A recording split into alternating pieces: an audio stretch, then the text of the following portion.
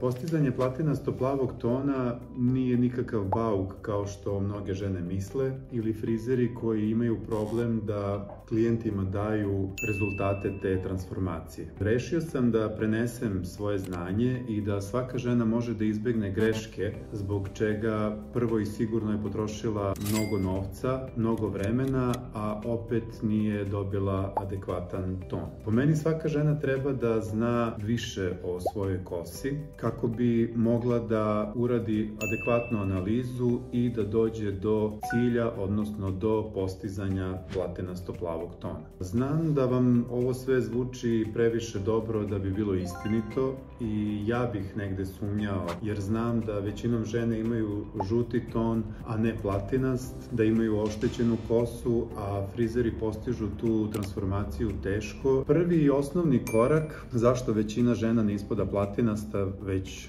žuta je zato što ne radi analizu svoje kose.